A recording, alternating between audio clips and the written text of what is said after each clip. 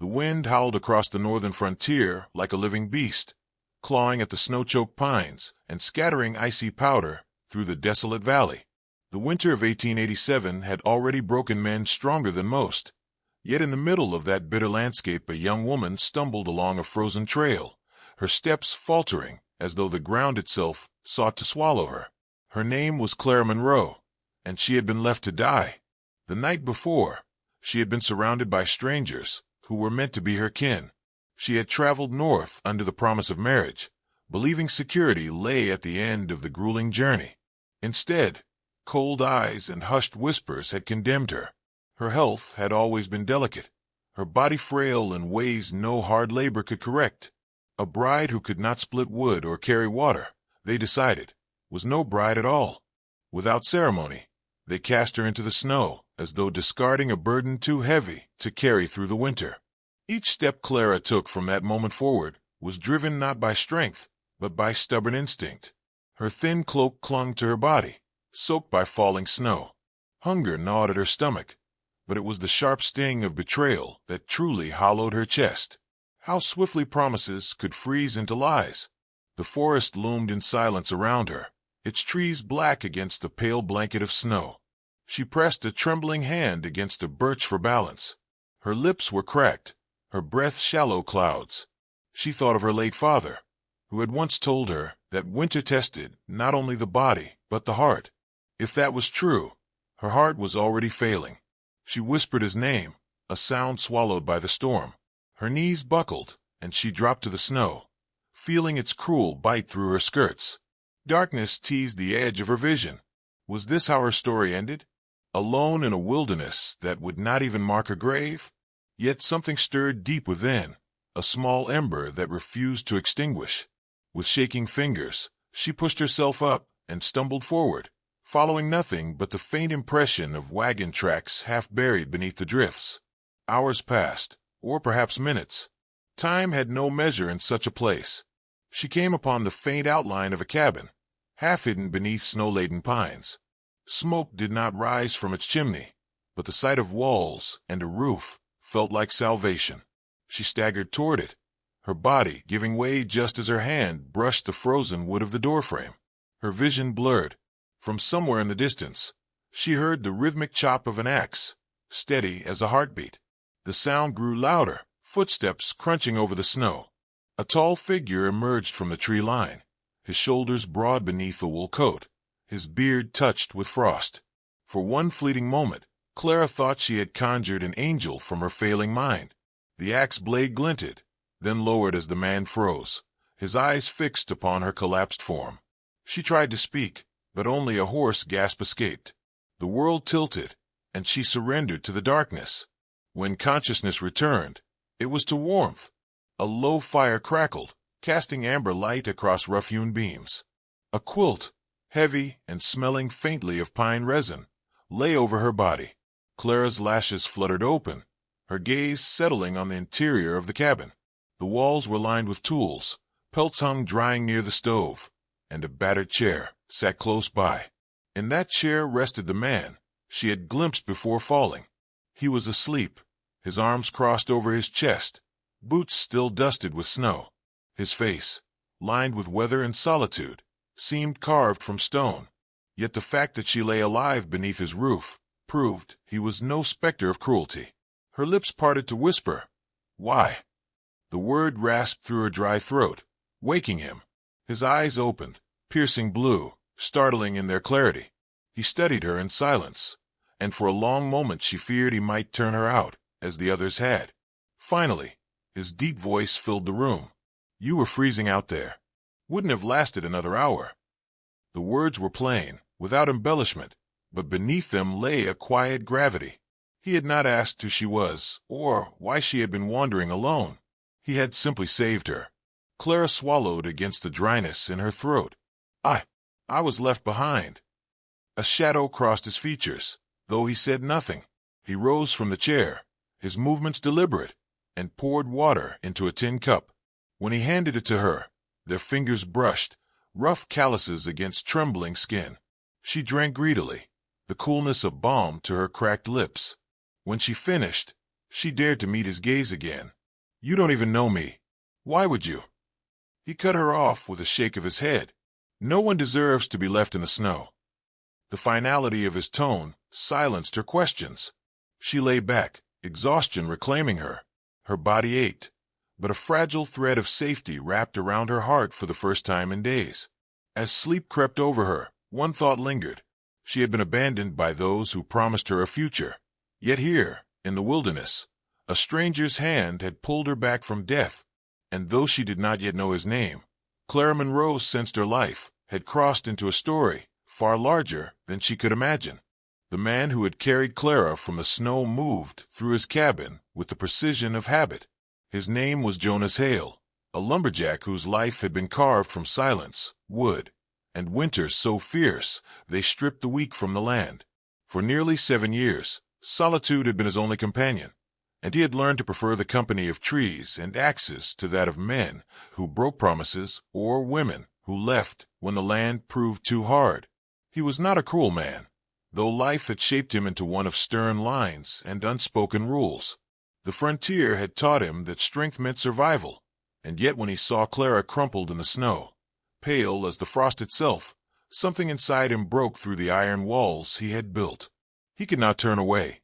Jonas busied himself by the stove, ladling stew from a pot that had simmered since morning. The scent of venison and onions filled the air, mingling with the dry heat of the fire. Clara stirred against the quilt, her eyes fluttering open again. She looked like a ghost reclaimed from the storm, fragile, bruised by betrayal, but stubbornly alive. "You need food," Jonas said, his voice low, almost gruff. He placed the wooden bowl in her hands, steadying them when they shook. She ate slowly at first, then hungrily, as though the warmth of the stew poured life back into her veins. When the last spoonful was gone, she set the bowl aside, her gaze lifting to him. "You live here alone?" Jonas nodded. "Cabin's mine. Land too, though winter keeps more of it than I ever will." The faintest smile goes to her lips, though sorrow lingered in her eyes. "It must be lonely." He shrugged, his broad shoulders shifting beneath the wool of his coat. "Loneliness is easier than disappointment." The words hung heavy between them. Clara lowered her eyes, recognizing in his tone a man scarred, not by wounds of flesh, but of the heart. She longed to ask what grief had carved such distance into him, but her own burdens pressed too tightly on her chest. Instead, she whispered, "I wasn't wanted. They said I'd slow them down, that I'd be more trouble than I was worth." Jonas's jaw tightened. He did not answer, but in the silence, Clara sensed his anger, not at her, but at the cruelty of those who had abandoned her. For the first time since being cast into the snow, she felt seen. Days passed within the shelter of the cabin, each one a fragile gift against the merciless cold. Clara regained strength, though her body still bore the toll of hunger and frostbite. She helped where she could, mending a torn shirt, keeping the fire fed, but it was clear this was Jonas's world, and she was only a guest in it. Jonas rose before dawn each day, shouldering his axe and venturing into the forest. The sound of his steady strikes echoed through the trees, a rhythm Clara soon came to recognize as the heartbeat of survival. He returned at dusk, shoulders dusted with snow, arms laden with wood. Sometimes he spoke little, sometimes not at all, but his presence filled the cabin like an anchor in a storm. Clara studied him in quiet moments. His hands were rough from years of labor, his face stern yet not unkind. There was a sadness in his eyes that no fire could chase away, as though he carried ghosts with him into every room. She wondered who he had lost, and whether solitude had been his choice or his punishment. One evening, as the wind rattled the shutters and snow piled high against the door, she found the courage to ask, "Why do you live out here alone?" Jonas paused, the knife in his hand hovering above a block of wood he had been whittling. For a long moment, she thought he would ignore her, but then his voice broke the silence. "Once, I thought I'd build a life with someone, a home full of laughter, children running through the pines." She wanted something different, warmer lands, softer days. When she left, I stayed. Been here ever since. Clara's heart ached at the quiet resignation in his tone. She had been abandoned too, though in a crueler, more immediate way. Their stories were different, but the wound was the same. "I'm sorry," she whispered. Jonas met her gaze, his blue eyes steady. "Don't be. The land may take more than it gives, but it doesn't lie. People lie." The bitterness in his words cut through her, reminding her of her own betrayal. Yet beneath the hardness, she saw something else. A man who still offered shelter to a stranger, though he had every reason to close his door.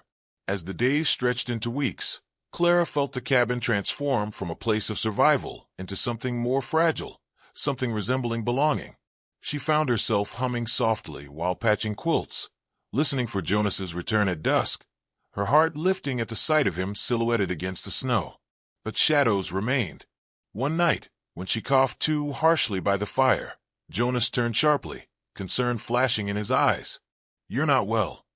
"I'll be fine," she insisted, though her body betrayed her with weakness. He frowned, his rough hand brushing against her forehead, warmer than she expected. "You won't last another winter without help, and I can't always be here to guard you." The word struck her with both fear and hope. Guard her? She had never thought of herself as someone worth guarding. "Then why keep me here?" she asked softly.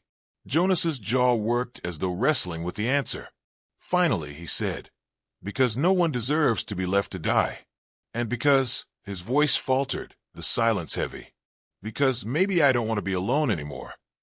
The confession hung between them, fragile as glass. Clara felt tears prick her eyes, not from weakness, but from the sudden realization that her existence mattered to someone again.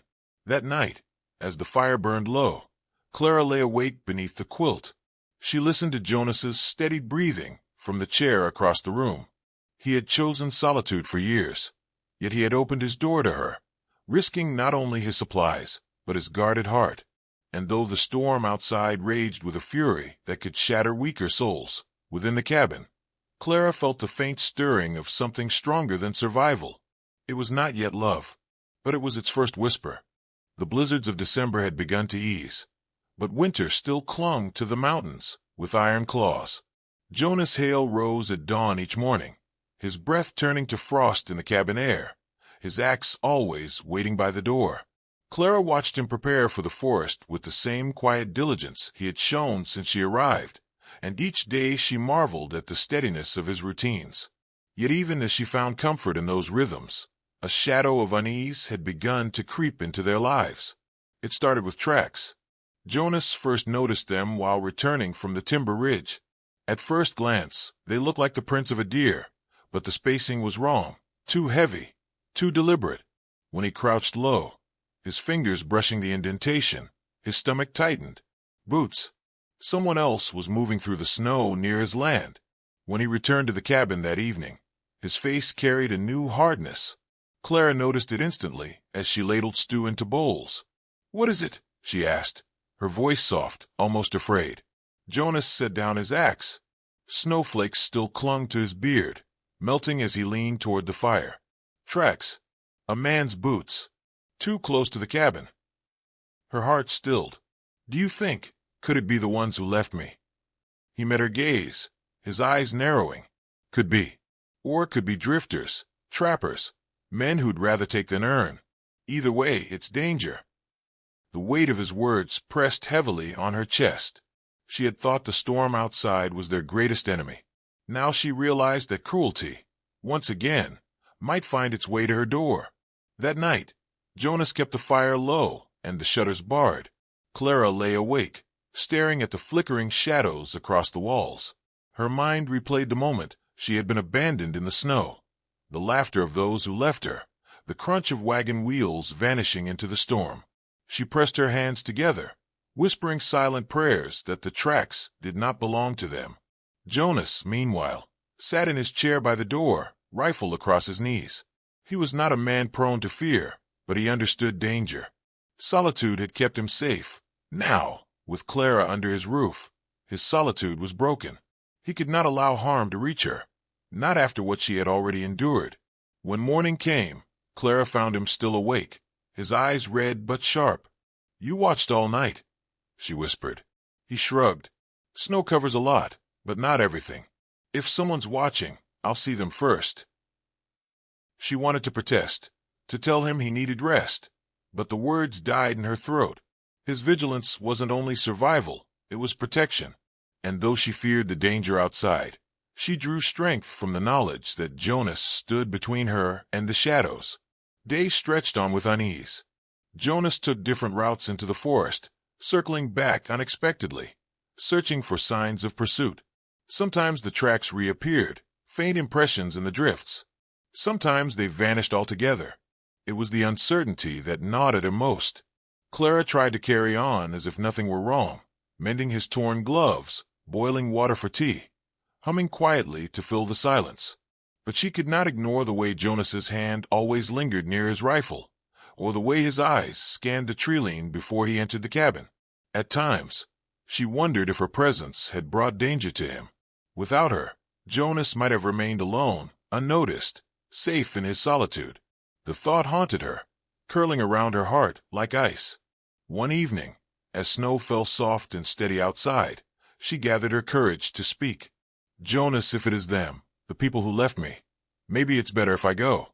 If I leave, they won't have reason to bother you." Jonas turned on her sharply, his voice low but fierce. "You think I'd let you walk out into that storm again? You'd freeze before you reached the ridge. And even if you didn't, you think I'd let the kind of people who'd abandon a woman decide what happens to you now?" Clara's eyes stung.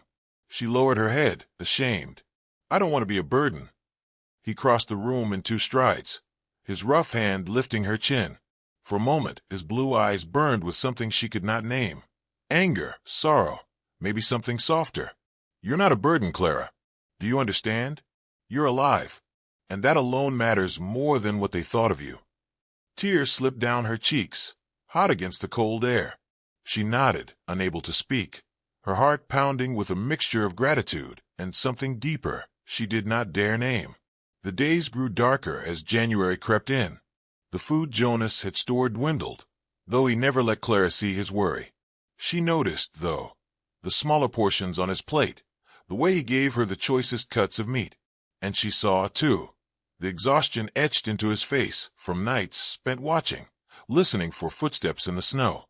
It was one of those nights when the shadows finally came closer. The sound was faint at first, barely more than a crunch against the drift. Jonas stiffened, his hand tightening on his rifle. Clara, sensing the shift in the air, sat up beneath the quilt. "What is it?" she whispered. "Someone's out there," Jonas murmured.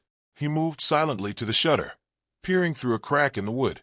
The moonlight glistened against the snow, revealing the unmistakable outline of a figure moving near the tree-line. Clara's breath caught in her throat. The figure was tall, broad-shouldered, trudging deliberately toward the cabin. Jonas lowered the shutter, jaw tight. He's not lost. He's looking for something.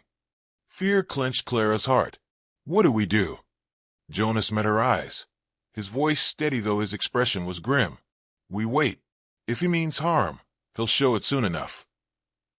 They sat in silence, the fire burning low, the shadows pressing closer. Outside, the footsteps circled, fading and returning, like a predator testing the edge of its prey's den. Clara clutched the quilt around her shoulders, every nerve trembling. Jonas remained still as stone, though she could see the tension in his shoulders, the readiness in his stance. At last, the footsteps retreated, swallowed by the snow. Jonas did not relax until long after the silence settled. When he finally turned to her, Clara's face was pale with fear. He crossed the room, crouching beside her. "He's gone. For now." "For now," she echoed, the words heavy with dread. Jonas brushed a strand of hair from her face, his touch surprisingly gentle. "I won't let them hurt you. Not while you're under my roof." In that moment, Clara believed him. Yet as she lay awake long after he returned to his vigil by the door, she knew the shadows and the snow were not finished with him. The snow was falling in heavy sheets when Jonas Hale woke to the sound of a dog's bark echoing through the timberline. It wasn't his. He had no hounds, no companions but Clara, and the voice of that distant animal sent a chill down his spine. He rose from his chair by the door, rifle in hand, and pressed his ear to the shutter. Beyond the cabin walls, the forest seemed to whisper with menace. Clara stirred, drawing the quilt tighter around her shoulders. "Jonas," she murmured, her voice drowsy but tinged with fear. He didn't look back. "Stay quiet. Someone's close." For nights, the footsteps in the snow had teased them, circling, probing. But this was different. This was no passing stranger. Whoever haunted the forest had finally decided to come nearer. Jonas's jaw tightened. He'd survived winters that killed strong men. But this intrusion into his solitude, was more dangerous than any storm. The barking grew louder, closer, until even Clara could hear it plainly. She sat up, her face pale in the firelight. "That dog Jonas, I know that sound. They had one, the ones who left me." Jonas's stomach dropped. So it was true. The ghosts of Clara's past had followed her into his mountains, and now they prowled at his very doorstep. He turned to her, his voice firm but gentle. "Then we'll face them together. You're not alone anymore." Her lips trembled, yet in her eyes flickered something more than fear, something like trust. By midday, the storm thickened, and with it came the unmistakable crunch of boots in the snow. Jonas opened the shutter a sliver, and through the veil of white he saw them. 2 men, hunched against the cold, with rifles slung across their backs. A hound sniffed eagerly at the drifts, its nose to the ground as it followed Clara's faint trail, the path she had taken when she stumbled through the blizzard weeks ago. Clara clasped Jonas's arm. "It's them. They'll come for me." "No," Jonas said, his voice as hard as the frozen earth. "They'll have to go through me first." He barred the door, stoked the fire low, and checked the rifle at his side. Clara moved to gather her few belongings, hands trembling, but Jonas stopped her. "You don't need to run anymore. You don't need to leave." The words hung heavy between them. In the firelight, Clara searched his face, her breath quick. "Why?" she whispered. For a moment, the silence was broken only by the howl of the wind outside. Then Jonas spoke, his voice softer now. "Because you matter. To me. More than I thought anyone could." Her eyes filled, but before she could answer, a sharp knock thundered against the cabin door. "Open up," a voice barked. Harsh, commanding. "We know she's in there." The dog's growl rumbled low outside, followed by the crunch of boots pacing back and forth. Jonas steadied his breath. He had fought storms, wild animals, and loneliness itself, but nothing had prepared him for this moment. Clara clutched his sleeve, her whole body trembling. "If they take me, Jonas, I won't survive it this time." He turned to her, gripping her hands in his calloused ones. "They won't take you. Not while I draw breath." Outside, the men cursed, demanding again for the door to be opened. Jonas stepped forward, rifle in hand, and called through the wood. "She's not yours. Leave these mountains while you still can." A pause. Then laughter, cruel and bitter. "She was never worth keeping, and she's sure not worth dying for. Step aside, woodsman. We'll take what we came for." Jonas's blood boiled. He thought of Clara, left to freeze in the snow like a discarded rag, and rage surged within him. He slammed the rifle but against the doorframe, his voice thundering. "You'll not take her. She stays." The silence that followed was heavy, but it did not last. A crash against the door shook the cabin. Jonas braced his shoulders against it, with groaning under the force. Clara cried out, running to the hearth for a length of kindling, her instincts raw and desperate to defend herself. The second crash came harder, splintering wood. Jonas raised the rifle, heart pounding. He wasn't just fighting for survival. He was fighting for Clara, for the fragile bond that had blossomed between them like a flame in winter's dark. The door gave way on the third blow. Snow and wind burst inside, carrying the figures of 2 men wrapped in furs, their eyes gleaming with hunger and malice. The hound lunged in first, snarling, but Jonas fired a shot into the ceiling, the blast echoing like thunder. Startled, the beast recoiled, whining, and the men froze. "Another step," Jonas growled, "and it'll be the last you take." For a moment, the standoff held, firelight flickering against steel, the howl of the storm filling the silence. Then one man sneered. "You'd kill for her? For that worthless scrap?" Jonas's grip tightened. "I'd kill for the woman I swore to protect." and she's worth more than both your lives put together." Clara gasped softly, her hand flying to her mouth. His words carried not only fury, but something deeper, something she had longed her whole life to hear, that she was worth loving. The men faltered, exchanging uncertain glances. The firelight revealed their faces, roughened by cruelty and weather, but now shadowed by hesitation. Jonas did not waver. He stepped forward, rifle steady, eyes blazing. "Leave, or you'll find this cabin to be your grave." At last, muttering curses, the men retreated, dragging the hound with them. The door frame hung broken, but the threat was gone for now. The silence that followed was suffocating. Clara pressed her back against the wall, her knees weak. Jonas lowered the rifle slowly, his chest heaving. He turned to her, his eyes searching. "Clara, are you hurt?" She shook her head, tears streaming down her cheeks. "Not hurt. Not anymore." Jonas crossed the room, his large hand trembling as it brushed away her tears. "I meant what I said. You're not worthless. You're not a burden. You're everything I never thought I'd have." Her lips parted, breath catching. "And you're the only man who ever stayed, who ever saw me." In that moment, words gave way to silence, a silence more profound than any winter storm. Their hands found each other, rough and fragile, bound by something stronger than fear. Outside, the snow still fell, but inside the cabin a warmth flickered brighter than the fire. Jonas leaned closer, his forehead resting against hers. "Whatever comes, cold, hunger, shadows in the snow, we'll face it together." Her tears turned to a smile, faint but radiant. Together. The storm raged on into the night, sealing the mountains in silence. But within the battered cabin, where once there had been only loneliness, a new story had begun, of two souls who defied the cold, who found love where there had been only abandonment. It was not the end of danger, nor the end of struggle, but it was the beginning of hope. And hope, Jonas knew, was the only fire that never went out.